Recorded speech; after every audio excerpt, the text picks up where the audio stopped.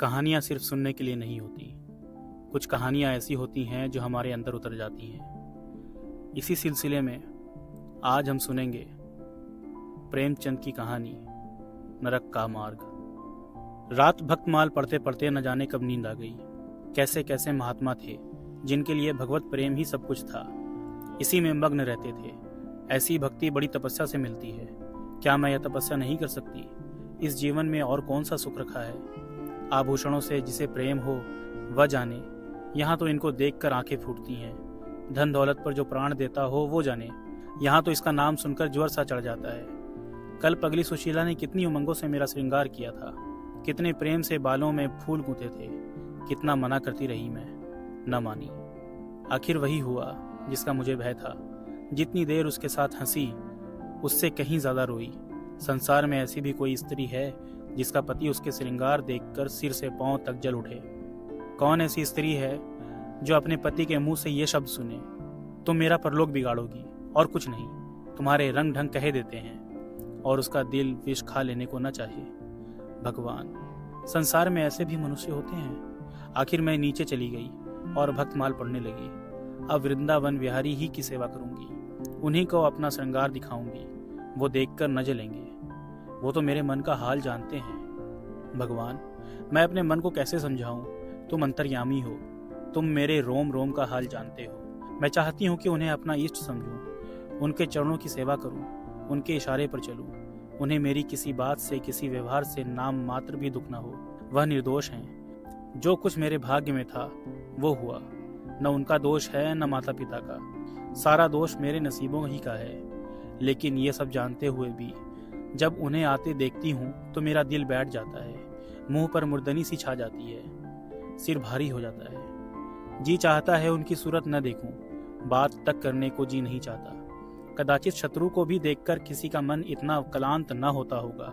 उनके आने के समय दिल में धड़कन सी होने लगती है। दो एक दिन के लिए कहीं चले जाते हैं तो दिल पर से एक बोझ सा उठ जाता है। हंसती भी हूँ, बोलती भी हूँ, जीवन में कुछ आनंद आने लगता है। लेकिन उनके आने का समाचार पाते ही फिर चारों ओर अंधकार। चित्त की ऐसी दशा क्यों है ये मैं नहीं कह सकती। मुझे तो ऐसा जान पड़ता है कि पूर्व जन्म में हम दोनों में वैर था। उसी वैर का बदला लेने के लिए इन्होंने मुझसे विवाह किया है। वही पुराने संस्कार हमारे मन में बने हुए हैं। नहीं तो वो मुझे देख देख कर क्यों जलते और मैं उनकी सूरत से क्यों घृणा करती। विवाह करने का तो ये मतलब नहीं हुआ करता। मैं अपने घर इससे कहीं सुखी थी। कदाचित मैं अपने जीवन पर्यंत अपने घर आनंद से रह सकती थी। लेकिन इस लोक प्रथा का बुरा हो जो अभागिनी कन्याओं को किसी न किसी पुरुष के गले में बांध देना अनिवार्य समझती है। वह क्या जानता है कि कितनी युवतियां उसके नाम को रो रही हैं, कितनी अभिलाषाओं से लहराते हुए कोमल हृदय उसके पैरों तले रौंदे जा रहे हैं। युवती के लिए पति कैसी कैसी मधुर कल्पनाओं का स्रोत होता है। पुरुष में जो उत्तम है, श्रेष्ठ है, दर्शनीय है, उसकी सजीव मूर्ति इस शब्द के ध्यान में आते ही उसकी नजरों के सामने आकर खड़ी हो जाती है। लेकिन मेरे लिए यह शब्द क्या है? हृदय में उठने वाला शूल, कलेजे में खटकने वाला कांटा, आंखों में गड़ने वाली किरकिरी, अंतःकरण को भेदने वाला व्यंग बाण। सुशीला को हमेशा हंसते देखती हूँ। वह कभी अपनी दरिद्रता का गिला नहीं करती। गहने नहीं है, कपड़े नहीं है, भाड़े के नन्हे से मकान में रहती है। अपने हाथों घर का सारा काम काज करती है, फिर भी उसे रोते नहीं देखती। अगर अपने बस की बात होती तो आज अपने धन को उसकी दरिद्रता से बदल देती। अपने पति देव को मुस्कुराते हुए घर में आते देखकर उसका सारा दुख दारिद्र्य छूमंतर हो जाता है। छाती गज भर की हो जाती है। उसके प्रेमालिंगन में वह सुख है जिस पर तीनों लोक का धन न्यौछावर कर दूं। आज मुझसे जब्त न हो सका। मैंने पूछा, तुमने मुझसे किस लिए विवाह किया था? यह प्रश्न महीनों से मेरे मन में उठता था, पर मन को रोकती चली आती थी। आज प्याला छलक पड़ा। यह प्रश्न सुनकर कुछ बौखला से गए, बगलें झांकने लगे, खीसे निकाल कर बोले, घर संभालने के लिए, गृहस्थी का भार उठाने के लिए, और नहीं क्या भोग विलास के लिए? घरनी के बिना यह आपको भूत का डेरा सा मालूम होता था। नौकर चाकर घर की संपत्ति उड़ाए देते थे। जो चीज जहां पड़ी रहती थी वहीं पड़ी रहती थी, उसको देखने वाला न था। तो अब मालूम हुआ कि मैं इस घर की चौकसी करने के लिए लाई गई हूँ। मुझे इस घर की रक्षा करनी चाहिए और अपने को धन्य समझना चाहिए कि यह सारी संपत्ति मेरी है, मुख्य वस्तु संपत्ति है। मैं तो केवल चौकीदारनी हूँ। ऐसे घर में आज ही आग लग जाए। अब तक तो मैं अनजाने में घर की चौकसी करती थी, जितना वह चाहते हैं उतना न सही पर अपनी बुद्धि के अनुसार अवश्य करती थी। आज से किसी चीज को भूल कर भी छूने की कसम खाती हूँ। यह मैं जानती हूँ कि कोई पुरुष घर की चौकसी के लिए विवाह नहीं करता, और इन महाशय ने चिढ़कर यह बात मुझसे कही, लेकिन सुशीला ठीक कहती है। इन्हें स्त्री के बिना घर सूना लगता होगा, उसी तरह जैसे पिंजरे में चिड़िया को न देखकर पिंजरा सूना लगता है। यह हम स्त्रियों का भाग्य है। मालूम नहीं मुझ पर इतना संदेह क्यों होता है। जब से नसीब इस घर में लाया है, इन्हें बराबर संदेह मूलक कटाक्ष करते देखती हूँ। क्या कारण है? जरा बाल गुदवा कर बैठी और ये ओठ चबाने लगे। कहीं जाती नहीं, कहीं आती नहीं, किसी से बोलती नहीं, फिर भी इतना संदेह। यह अपमान असही है। क्या मुझे अपनी आबरू प्यारी नहीं, या मुझे इतनी छिछोरी क्यों समझते हैं? इन्हें मुझ पर संदेह करते लज्जा भी नहीं आती। काना आदमी किसी को हंसते देखता है तो समझता है लोग मुझी पर हंस रहे हैं। शायद इन्हें भी यही वहम हो गया है कि मैं इन्हें चढ़ाती हूँ। अपने अधिकार के बाहर कोई काम कर बैठने से कदाचित हमारे चित्त की यह वृत्ति हो जाती है। भिक्षुक राजा की गद्दी पर बैठकर चैन की नींद नहीं सो सकता। उसे अपने चारों तरफ शत्रु ही शत्रु दिखाई देंगे। मैं समझती हूँ सभी शादी करने वाले बुढ़ों का यही हाल है। आज सुशीला के कहने से मैं ठाकुर जी की झांकी देखने जा रही थी। अब यह साधारण बुद्धि का आदमी भी समझ सकता है कि फूहड़ बहू बनकर बाहर निकलना अपनी हंसी उड़ाना है, लेकिन आप उसी वक्त न जाने किधर से टपक पड़े और मेरी ओर तिरस्कारपूर्ण नेत्रों से देखकर बोले, कहाँ की तैयारी है? मैंने कह दिया, जरा ठाकुर जी की झांकी देखने जाती हूँ। इतना सुनते ही त्योरियां चढ़ाकर बोले, तुम्हारे जाने की कुछ जरूरत नहीं। जो स्त्री अपने पति की सेवा नहीं कर सकती, उसे देवताओं के दर्शन से पुण्य के बदले पाप होता है। मुझसे उड़ने चली हो? मैं औरतों की नस नस पहचानता हूँ। ऐसा क्रोध आया कि बस अब क्या कहूँ। उसी दम कपड़े बदल डाले और प्रण किया कि अब कभी दर्शन करने न जाऊंगी। इस अविश्वास का भी कुछ ठिकाना है। न जाने क्या सोचकर रुक गई। उनकी बात का जवाब तो यही था, उसी क्षण घर से चल खड़ी होती, फिर देखती मेरा क्या कर लेते। इन्हें मेरा उदास और विमन रहने पर आश्चर्य होता है। मुझे मन में कृतज्ञ समझते हैं। अपनी समझ में इन्होंने मेरे साथ विवाह करके शायद मुझ पर बड़ा एहसान किया है। इतनी बड़ी जायदाद और इतनी विशाल संपत्ति की स्वामिनी होकर मुझे फूले न समाना चाहिए था। आठों पहर इसका यशगान करते रहना चाहिए था। मैं यह सब कुछ न करके उल्टे और मुंह लटकाए रहती हूँ। कभी कभी मुझे बेचारे पर दया आती है। यह नहीं समझते कि नारी जीवन में कोई ऐसी वस्तु भी है जिसे खोकर उसकी आंखों में स्वयं भी नरक तुल्य हो जाता है।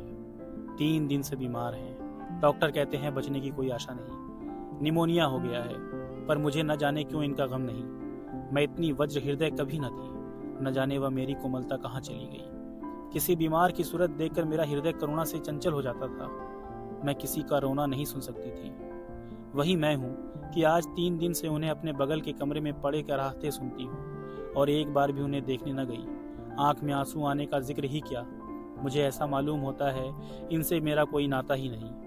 मुझे चाहे कोई पिशाचिनी कहे, चाहे उल्टा, पर मुझे तो यह कहने में लेश मात्र भी संकोच नहीं है कि इनकी बीमारी से मुझे एक प्रकार का ईर्ष्यामय आनंद आ रहा है। इन्होंने मुझे यहाँ कारावास दे रखा था। मैं इसे विवाह का पवित्र नाम नहीं देना चाहती। यह कारावास ही है। मैं इतनी उदार नहीं हूँ कि जिसने मुझे कैद में डाल रखा है उसकी पूजा करूँ। जो मुझे लात से मारे उसके पैरों को चूमूं।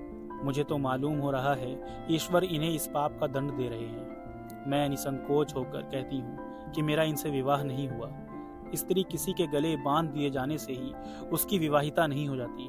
वही संयोग विवाह का पद पा सकता है जिसमें कम से कम एक बार तो हृदय प्रेम से पुलकित हो जाए। सुनती हूँ महाशय अपने कमरे में पड़े पड़े मुझे कोसा करते हैं। अपनी बीमारी का सारा बुखार मुझ पर निकालते हैं, लेकिन यहाँ इसकी परवाह नहीं। जिसका जी चाहे जायदाद ले, धन ले, मुझे उसकी जरूरत नहीं। आज 3 दिन हुए मैं विधवा हो गई। कम से कम लोग यही कहते हैं। जिसका जो जी चाहे कहे, पर मैं अपने को जो कुछ समझती हूँ वह समझती हूँ। मैंने चूड़ियाँ नहीं तोड़ी। क्यों तोड़ूं? मांग में सिंदूर पहले भी न डालती थी, अब भी नहीं डालती। बूढ़े बाबा का क्रियाक्रम उनके सुपुत्र ने किया। मैं पास न भटकी। घर में मुझ पर मनमानी आलोचनाएं होती हैं। कोई मेरे गुथे हुए बालों को देखकर नाक सिकोड़ता है, कोई मेरे आभूषणों पर आंख मटकाता है। यहाँ इसकी चिंता नहीं। इन्हें चिढ़ाने को मैं भी रंग बिरंगी साड़ियाँ पहनती हूँ और बनती संवरती हूँ। मुझे जरा भी दुख नहीं है। मैं तो कैद से छूट गई। इधर कई दिन बाद सुशीला के घर गई। छोटा सा मकान है, कोई सजावट न सामान, चारपाइयां तक नहीं, पर सुशीला कितने आनंद से रहती है। उसका उल्लास देखकर मेरे मन में भांति भांति की कल्पनाएं उठने लगती हैं। उन्हें कुत्सित क्यों कहूँ, जब मेरा मन उन्हें कुत्सित नहीं समझता। इनके जीवन में कितना उत्साह है, आंखें मुस्कुराती रहती हैं, होठों पर मधुर हास्य खेलता रहता है, बातों में प्रेम का स्रोत बहता हुआ जान पड़ता है। इस आनंद से चाहे वह कितना ही क्षणिक हो, जीवन सफल हो जाता है। फिर उसे कोई भूल नहीं सकता। उसकी स्मृति अंत तक के लिए काफी हो जाती है। इस मिजराओं की चोट हृदय के तारों को अंतकाल तक मधुर स्वरों से कंपित रख सकती है। एक दिन मैंने सुशीला से कहा, अगर तेरे पतिदेव कहीं परदेश चले जाएं तो रोते रोते मर जाएगी। सुशीला गंभीर भाव से बोली, नहीं बहन, मरूंगी नहीं। उनकी याद सदैव प्रफुल्लित करती रहेगी, चाहे उन्हें परदेश में बरसों लग जाएं। मैं यही प्रेम चाहती हूँ। इसी चोट के लिए मेरा मन तड़पता रहता है। मैं भी ऐसी ही स्मृति चाहती हूँ, जिससे दिल के तार सदैव बजते रहें, जिसका नशा नित्य छाया रहे। रात रोते रोते हिचकियां बन गई। न जाने क्यों दिल भर भर आता था। अपना जीवन सामने एक बीहड़ मैदान की भांति फैला हुआ मालूम होता था, जहां बगुलों के सिवा हरियाली का नाम नहीं। घर फाड़े खाता था। चित्त ऐसा चंचल हो रहा था कि कहीं उड़ जाऊं। आजकल भक्ति के ग्रंथों की ओर ताकने को जी नहीं चाहता। कहीं सैर करने जाने की भी इच्छा नहीं होती। क्या चाहती हूँ वह मैं स्वयं नहीं जानती, लेकिन मैं जो नहीं जानती वह मेरा एक एक रोम जानता है। मैं अपनी भावनाओं की सजीव भूमि हूँ। मेरा एक एक अंग मेरी आंतरिक वेदना का आर्तनाद कर रहा है। मेरे चित्त की चंचलता उस अंतिम दशा को पहुंच गई है जब मनुष्य को निंदा की न लज्जा रहती है और न भय। जिन लोभी स्वार्थी माता पिता ने मुझे कुएं में ढकेला, जिस पाषाण हृदय प्राणी ने मेरी मांग में सिंदूर डालने का स्वांग किया, उनके प्रति मेरे मन में बार बार दुष्कामनाएं उठती हैं। मैं उन्हें लज्जित करना चाहती हूँ। मैं अपने मुंह में कालिक लगाकर उनके मुख में कालिक लगाना चाहती हूँ। मैं अपने प्राण देकर उन्हें प्राण दंड दिलाना चाहती हूँ। मेरा नारीत्व लुप्त हो गया। मेरे हृदय में प्रचंड ज्वाला उठी हुई है। घर के सारे आदमी सो रहे थे। मैं चुपके से नीचे उतरी, द्वार खोला और घर से निकली। जैसे कोई प्राणी गर्मी से व्याकुल होकर घर से निकले और किसी खुली हुई जगह की ओर दौड़े। उस मकान में मेरा दम घुट रहा था। सड़क पर सन्नाटा था। दुकानें बंद हो चुकी थी। सहसा एक बुढ़िया आती हुई दिखाई दी। मैं डरी कहीं चुड़ैल न हो। बुढ़िया ने मेरे समीप आकर मुझे सिर से पांव तक देखा और बोली, किसकी राह देख रही हो? मैंने चिढ़कर कहा, मौत की।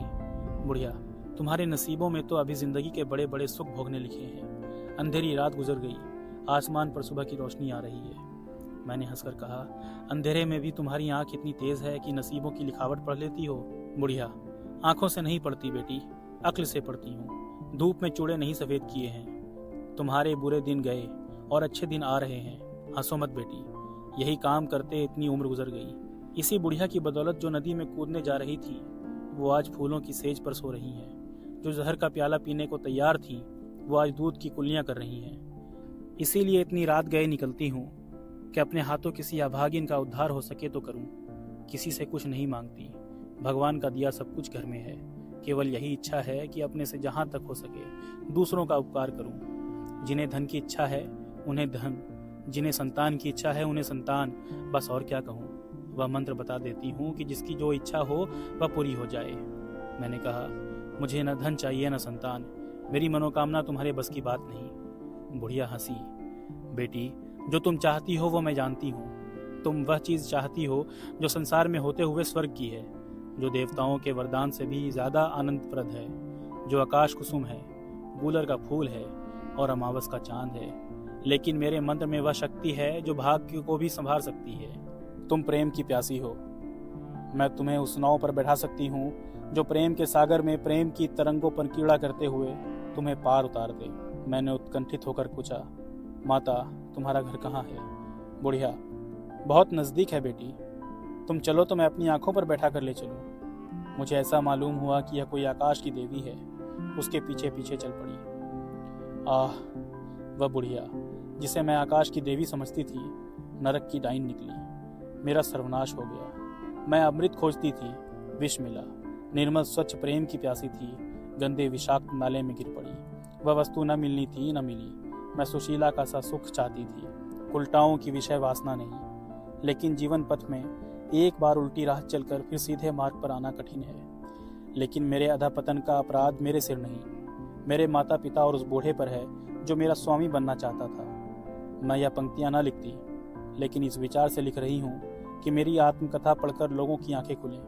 मैं फिर कहती हूँ, अब भी अपनी बालिकाओं के लिए मत देखो धन, मत देखो जायदाद, मत देखो कुलीनता, केवल वर देखो। अगर उसके लिए जोड़ का वर नहीं पा सकते तो लड़की को कंवारी रख छोड़ो, जहर देकर मार डालो, कला घोंट डालो, पर किसी बूढ़े खूसट से मत ब्याहो। स्त्री सब कुछ सह सकती है, दारुण से दारुण दुख, बड़े से बड़ा संकट। अगर नहीं सह सकती तो अपने यौवन काल की उमंगों का कुचला जाना।